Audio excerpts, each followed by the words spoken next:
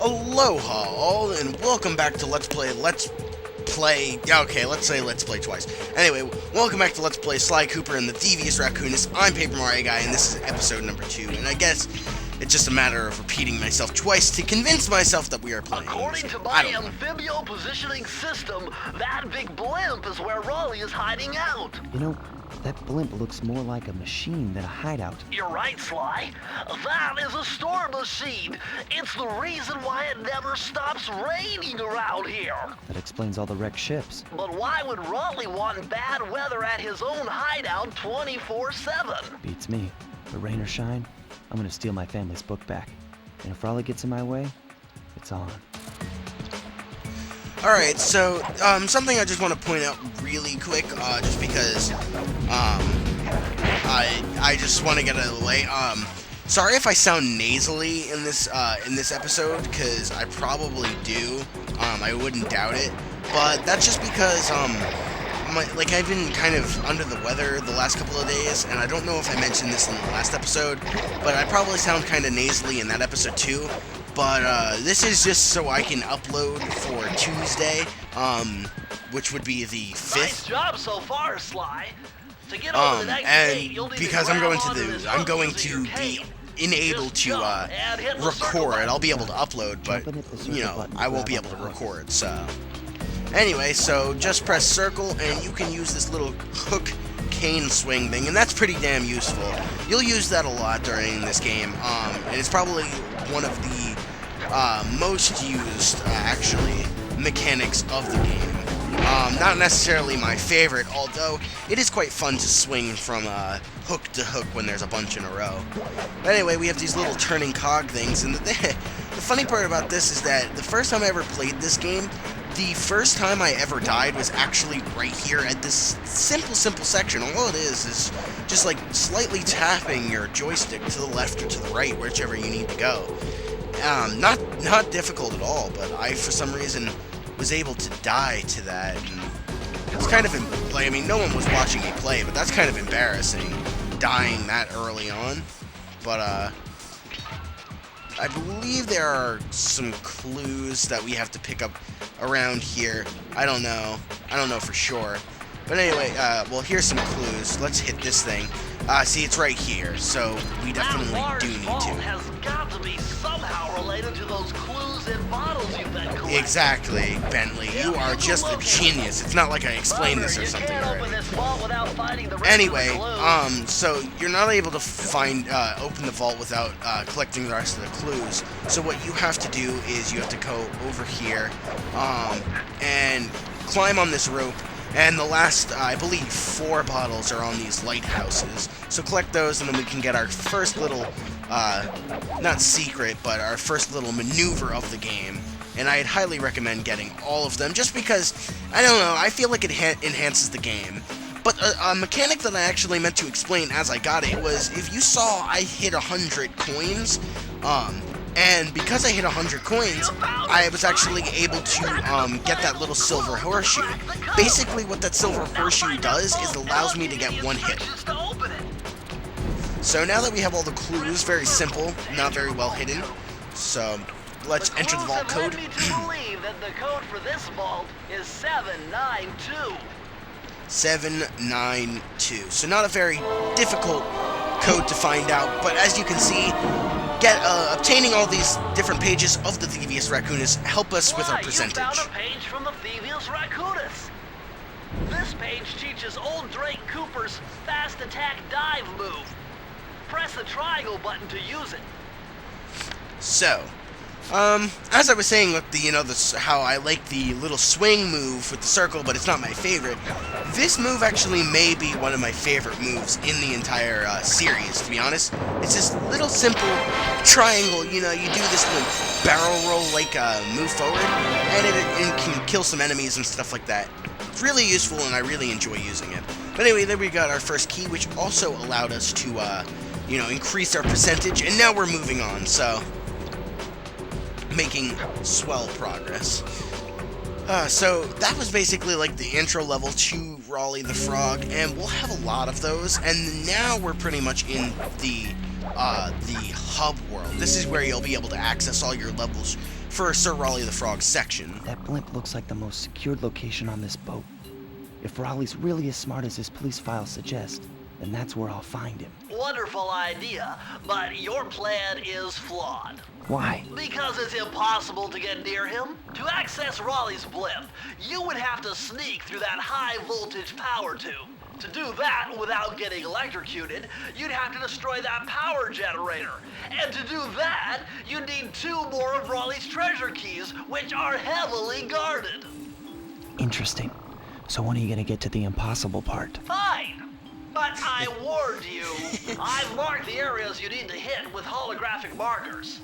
Follow them to your objectives. Thanks. Don't mention it. It's your funeral. So, this game may not be the funniest game I've ever played, but this game certainly makes me chuckle a lot. There are a bunch of funny parts. To get back up, you can just, climb that red pole, so if you ever need to get back to the intro level. But anyway, here we have another horseshoe, which upgrades it to a gold horseshoe, which basically, if you, used your common sense, would tell you that basically now you can get 2 hits. My heartiest congratulations to you all. The storm machine has sunk its 50th ship last night, and the loot has already been unloaded. Our operation is moving along splendidly, with the possible exception being negligence displayed below decks, and I demand the boilers stay at full pressure at all times. If you lazy, lowbrow, technically incompetent attack of gutter sites did your jobs right, we'd have sunk 100 ships by now. But of course, 50 boats is a fine, fine achievement. Carry on, my boys, carry on. Alright, so I don't know if I'm going to be quiet for all those, because I'm pretty sure there's a bunch of rants in each stage by the one particular member of the Fiendish Five, but I kind of just wanted to stay quiet so you can hear Sir Raleigh the Frog, rant a little bit. But again, like I said, I don't know if I'm going to do that for all of them. Better close those furnace doors. No Jump shit. and press the square Oh my god, button. you're such a That'll genius, slam Bentley. Oh my god, so I like making fun of Bentley a lot, because I like Bentley as a character, but a lot of the times he's just stating the obvious, so it's kind of fun to make fun of him. But, anyway, so this is the first level of the game, and... Eureka! We're leaving. My analogy Alright, tells so me that was if you pretty trace sloppy, the spinning falling in the crankshaft water. all the way back to its source, you'll find Raleigh's treasure key and sabotage his machine while you're at it. Ah, goddamn. Alright, so good thing I got that gold horseshoe, because I've already fell into the water twice, and if you haven't noticed, falling into the water is not exactly what you want to do, because falling into water counts as a hit. So, come on. You kidding me? Why can I not get this? There we go. So we got our second clue. So what you want to try to do is, so you can minimize your amount of backtracking in each level, is you want to kind of try to make sure that you pick up all the clues that you can see. And I don't know, because I just don't like backtracking. Hold down the circle button near That's the what I like to do. So sometimes I may just, go do some backtracking, or just skip it all together and come back at a later date. But if I know that I can get it right off the bat, then I generally will. And I feel like I missed a clue over here. And watch, I didn't. Of course I didn't. Alright, so that was a waste of time. But, yeah, I don't know how many levels we're going to be able to complete per episode. I hope it's more than one, but we'll see as time progresses. So that was the one that we saw earlier. Just break this and move on forward. So considering each individual level has its own kind of theme. Oh, like this one is what is it called? This one is the engine room. It's not like there's a lot of dialogue per se. It's just, there's going to be... What am I trying to say? I don't even know what I'm trying to say. but I don't think that we can actually get back up there.